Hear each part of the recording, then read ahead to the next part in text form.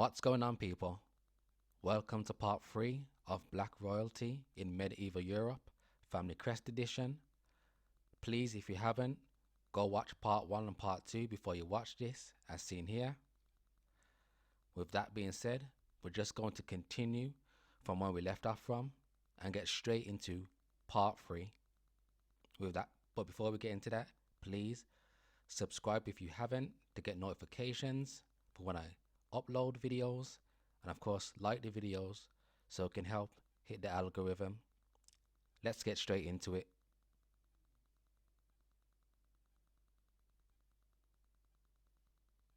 Okay, so this is the Brocas coat of arms / family crest, and as we can see, the so-called black man on top, the crowned so-called black man, I should say.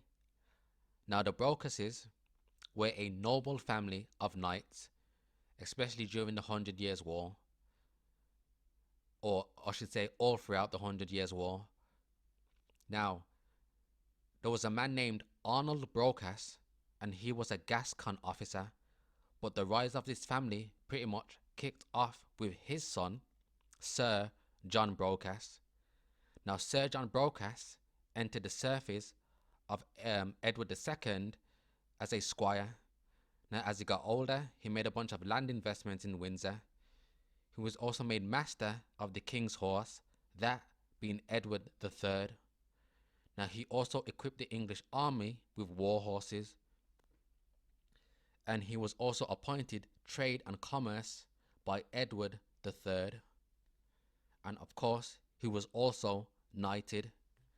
Now, his son, Bernard Brocas, was one of the favorite knights of Edward the Black Prince, and Edward the Black Prince, that being the son of Edward III.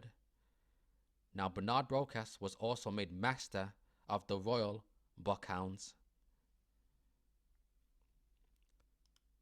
Now, that is just a quick summary on the Brocases. If you guys want a more full, in-depth breakdown on this family, please go watch my video, and it's titled Family Crest, Episode 2, Brocas, Black People Ruled Europe.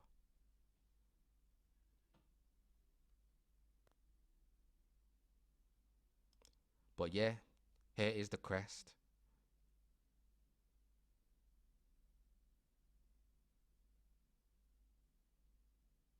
Okay, so since I mentioned that the Brocases were under the service of Edward II, Edward III, and Edward the Black Prince, of course, here are the fake concocted images that you're gonna see in the mainstream. These whitenized images. So here's Edward III, all fake by the way. And this is allegedly Edward the Black Prince, all fake images. So can we get a more accurate description or portrait of what they actually look like complexion wise?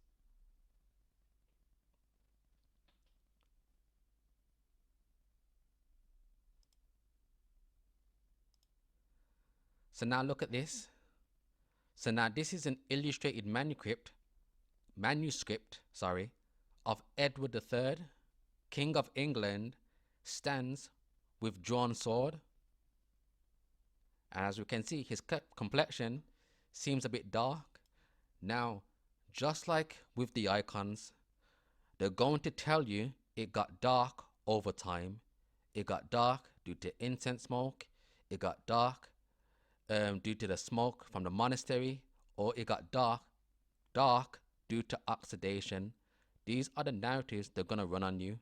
But if we just look at Edward III here, look at his face, look at the beard. As you can see, his beard is still purely white, and his beard is on his face. So the question is, why didn't the beard get dark over time like his complexion? But like I mentioned, the icons. So here's an icon of Christ being baptized by John. Now, this is what the icons on these manuscripts look like when they haven't been tampered with. As you can see, everybody is dark complected, aka so-called black people. Christ, John, and the angels. But as we can see, Christ, his whole body is exposed apart from the nether regions here. And as you can see, his face, his torso, his arms, his legs are all dark complected, yet his garments here, his shorts, are purely white. So why didn't the white part get dark over time? So you're telling me the darkening effect only affected the parts where it specifically shows their skin complexion. But those are the narratives they're going to try and run on you, brothers, okay? But yeah, this is an illustrated manuscript of Edward III. But we also have another image.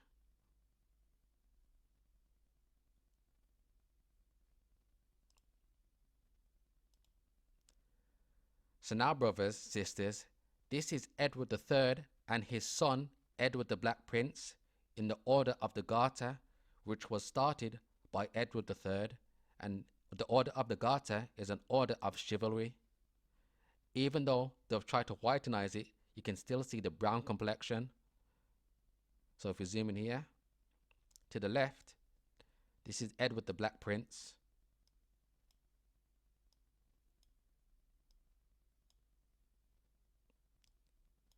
And to the right is Edward III.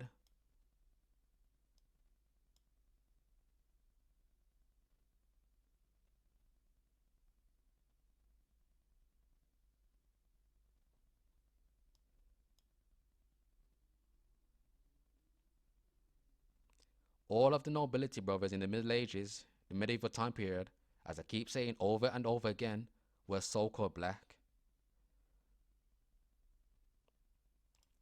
Images like these are completely fake.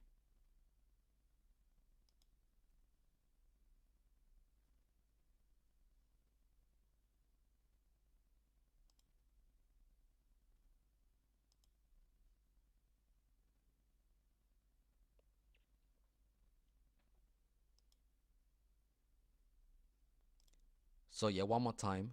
This is the Brocas coat of arms / family crest. But let's take a look at some variations of this crest.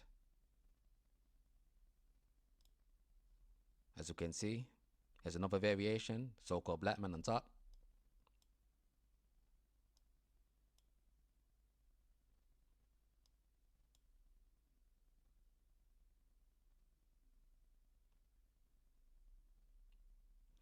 Oh yeah, before I forget, as I said, if you want more fine print details on the broadcast, please go watch this video, because I also give physical descriptions of Edward I and Edward Longshanks, same person. As you can see here, he was described as swarthy, meaning dark complected, dark skinned, so-called black. As I said, this video has more details, or fine print details I should say.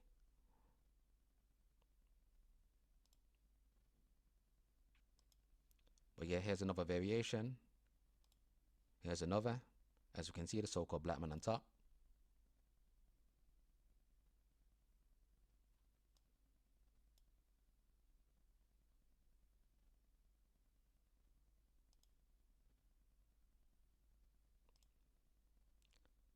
So now, brothers, this is the Brocas crest in Saint James's Church. As we can see, you see the so-called crowned black man on top.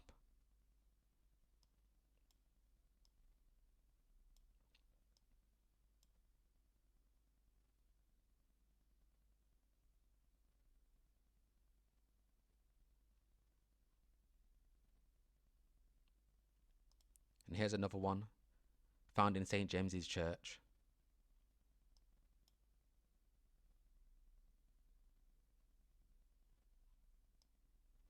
The crowned so-called black man one more time.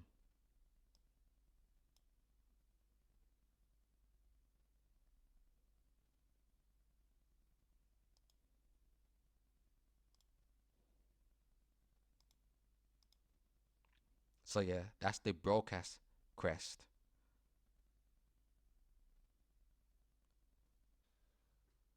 Okay, so now, brothers, sisters, this is the coat of arms of Sir Thomas More.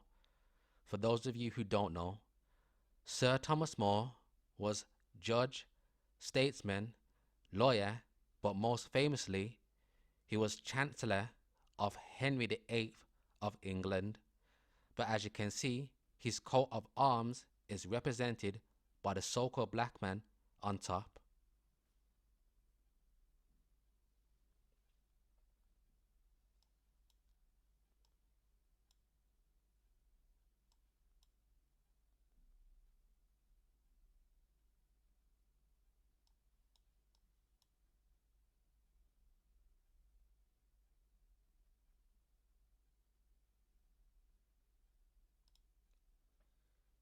So here is another variation of the coat of arms of Sir Thomas More. One more time, you can see the so-called black man on top of the shield.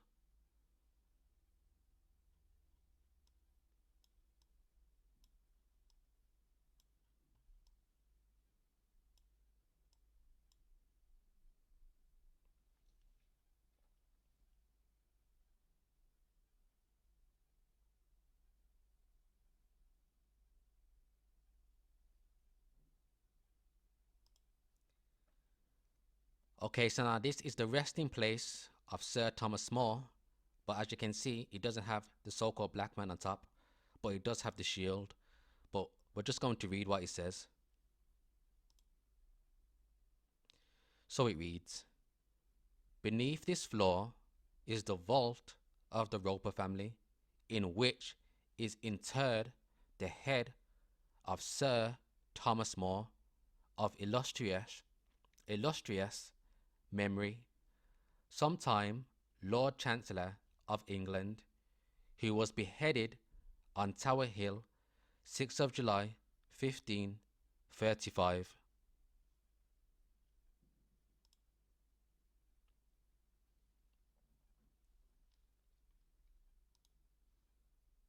Okay, so now, brothers, sisters, this is in the book Nature Knows No Color Line by J.A. Rogers.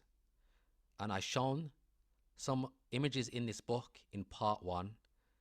Now, this is on page 76, and it shows you the coat of arms of Thomas More one more time, as well as different coat of arms featuring so-called black people. Now, at the bottom it reads, British families, top left, the Moors of Yorkshire, including Sir Thomas More, Chancellor of Henry VIII. As you can see one more time, there he goes right there on the top left, Sir Thomas More, as well as these other different coat of arms.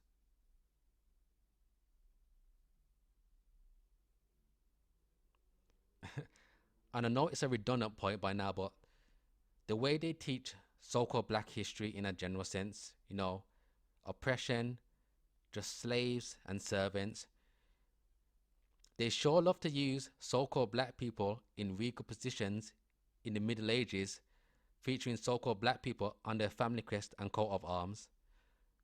Now you would think, why would they have so-called black people who they think so lowly of on their coat of arms and family crest? But of course, that's just a rhetorical point at this moment. As I said many, many times, these exist because so-called black people ruled Europe during the Middle Ages. Simple as. And I'm going to keep saying it over and over and over again.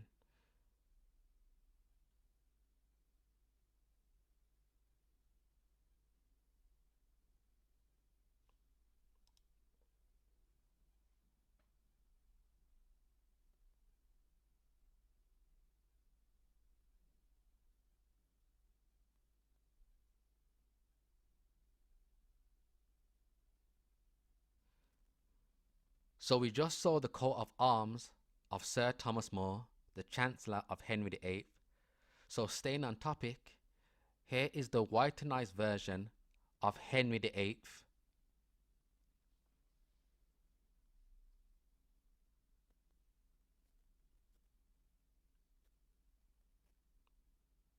And here's his son, Edward VI of England.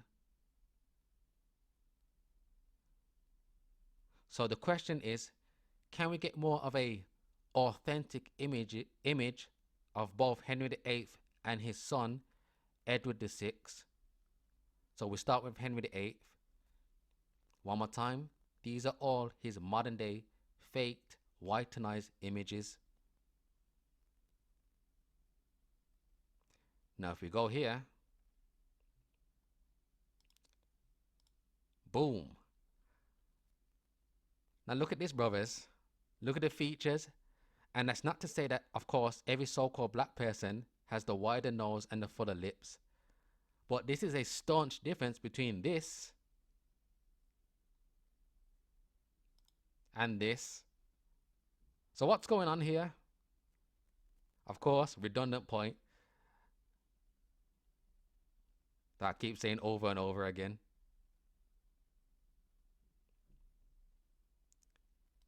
So now here is the son of Henry VIII.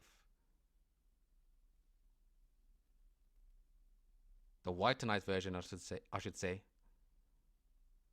Boom. Now look at this. Edward VI on a silver sixpence. This is a staunch difference between this and all of these images. But this is what they do. They paint the likeness of their images.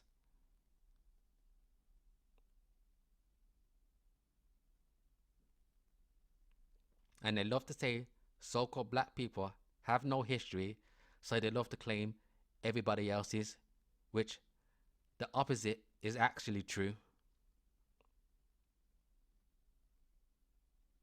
But one more time, brothers, sisters, here's Henry VIII.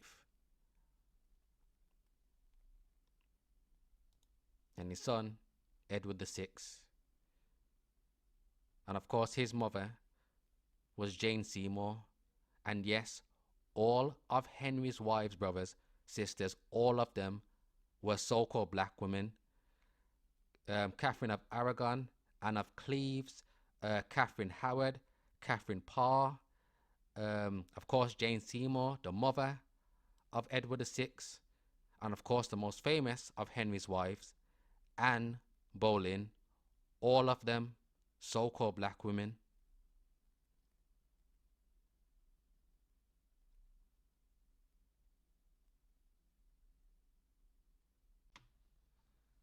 So I just mentioned that all of the wives of Henry VIII were all black women. So we're going to get the most famous of his wives, or wife, of course, that being Miss Anne Boleyn. Now all the images that you see on the screen are, of course, all fake, whitenized, concocted versions.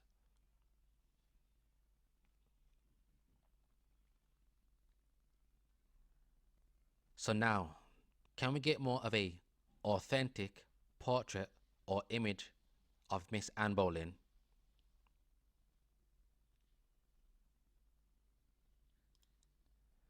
So now, brothers and sisters, this is the most happy medal of Anne Boleyn. Now we're going to read what it states at the bottom. A portrait medal of Anne Boleyn, inscribed AR, the most happy anno, 1534. This lead medal was made as a prototype to commemorate the anticipated birth of a royal son and heir. Anne lost the baby 7 to 8 months into the pregnancy.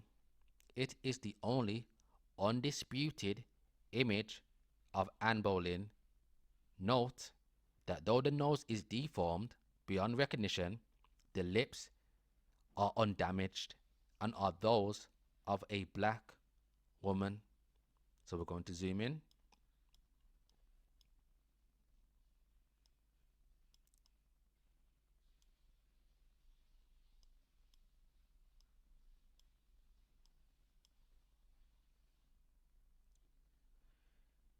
Now, if this still does not convince you, don't worry, because there are many references to the skin complexion of Miss Anne Boleyn.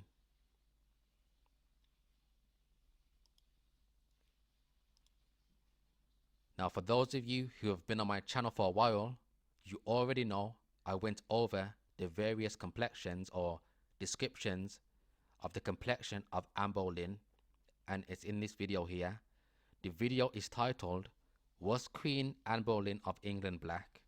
And in this video, of course, I show the references, but we're going to go over some of these references right now. But if you guys want more fine print details, please go watch this video.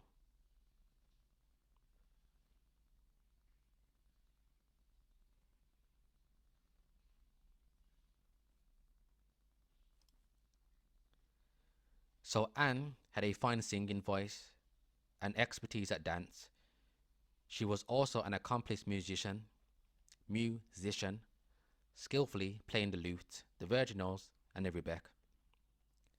Anne spoke and wrote in French and spoke Latin, although to what extent is debatable. Therefore, we can gather from evidence that Anne was slim, of dark complexion. One more time.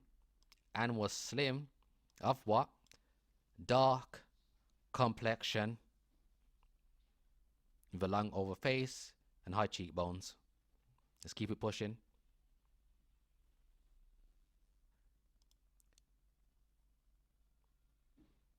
Not one of the most handsomest women in the world, she is of middling stature, swarthy complexion. One more time. Swarthy complexion. Long neck, wide mouth, wasn't not much raised, yada yada yada. Skip down. Simon, a professor of Greek at Basel, described her complexion as what? Rather dark. Her complexion, rather dark. Let's keep it pushing.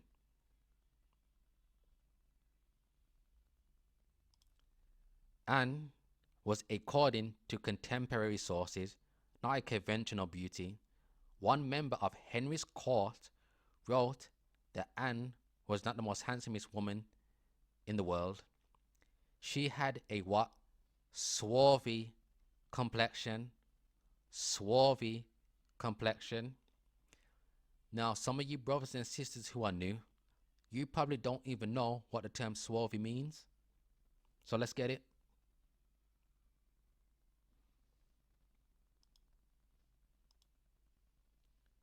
The term swarthy,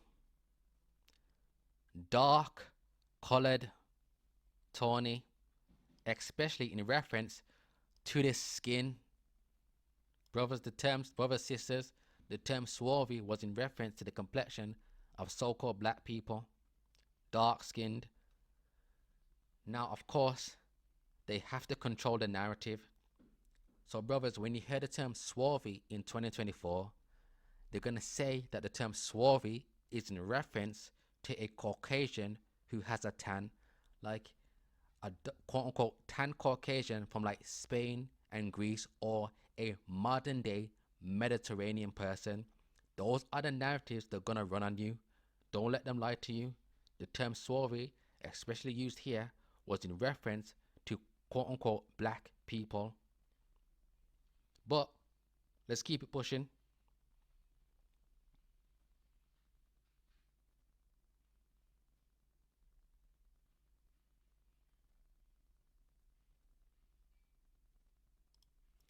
So like I said, we're just going to skip to the to the parts where it references her skin complexion. As I said, if you want more fine print details, please go watch this video. So anyways, so this isn't incompatible with the many descriptions of her as dark, of course that being Miss Anne Boleyn. We're going to skip down. In fact, there are only 2 descriptions of Anne from roughly her own time which associates Anne with the color black,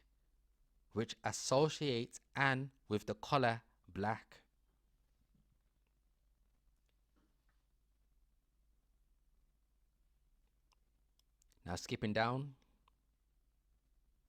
actually let's just read this. One is from the Catholic propagandist Nicholas Sander, who was born after Anne died, who was clearly out to make Anne sound witch-like as possible, with an extra digit, a huge wart, and other deformities that would surely, if true, have eliminated Anne from Henry's list of marriageable ladies.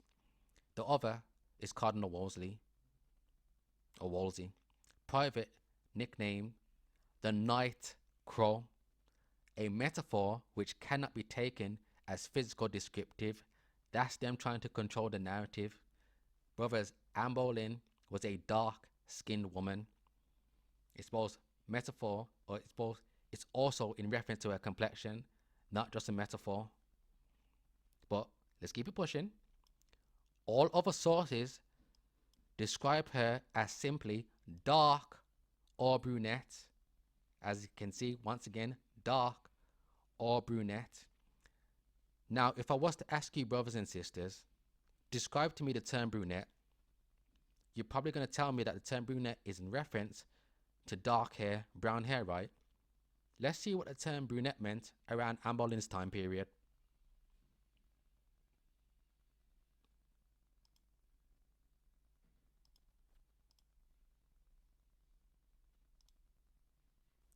So we just read that Anne Boleyn was described as dark and brunette, right?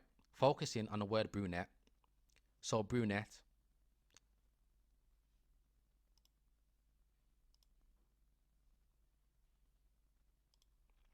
Brunette of a woman, dark in complexion, having brownish tone to the skin and hair.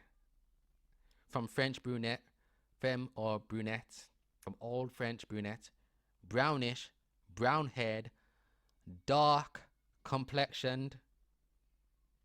Skip down. A noun, as a noun, woman with dark hair and eyes, and of a what? Dark complexion, brothers and sisters.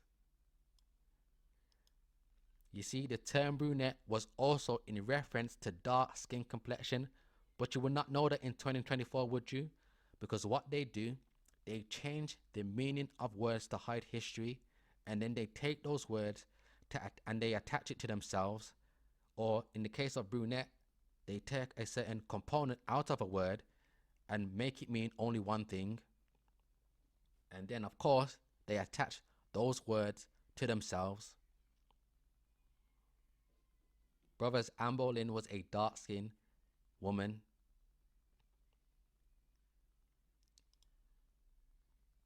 So with that, or that being said, for those of you brothers and sisters who are new, if I was to recommend any one of my videos, this is a mandatory videos you brothers and sisters need to watch for those of you who are new, because you are going to find words that were in reference to the complexion of black people. For example, the terms swarthy, tawny, brunette, dusky, ruddy, sanguine, copper-colored, sallow, olive-complected. Brothers, all of these were originally attached to the various complexions of black people, ranging all the way from dark-skinned to light-skinned. But when you hear these words today, they're going to say that all of these are in reference to quote-unquote tanned Caucasians. Don't let them lie to you. So this is a very important video. I recommend you brothers and sisters who are new to please go watch this, because if you do go out and decide to do your own research, and you will stumble on these various words to describe the various monarchs of Europe. And if you don't know what they mean, it's going to go right over your heads.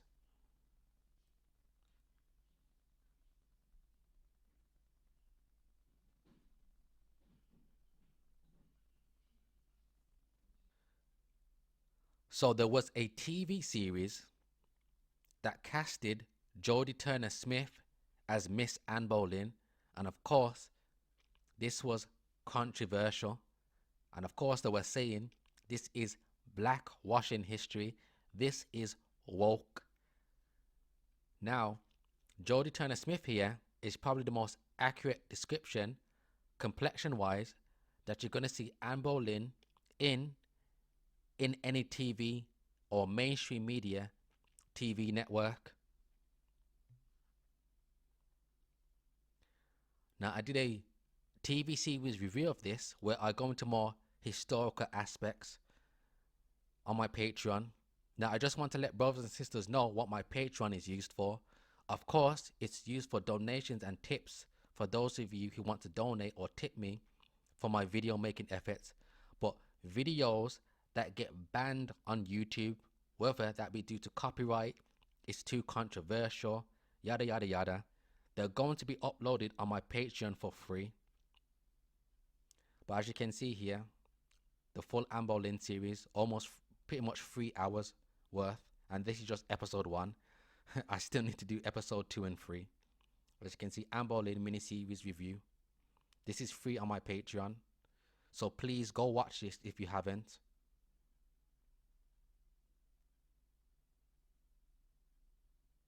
And that's at KMZ History Patreon.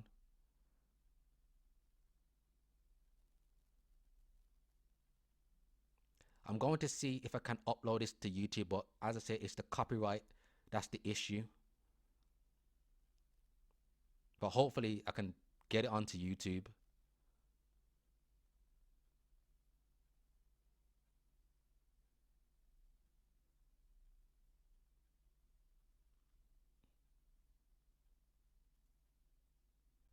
So that's going to be end of part 2. I'm going to be doing a part 3. But with that being said, for those of you brothers and sisters who want to financially support me for my videos that I make, you can support me on PayPal, YouTube memberships, or Patreon. With that being said, giving all praises to the Most High Yahweh in the name of Yahweh Shai, deuces.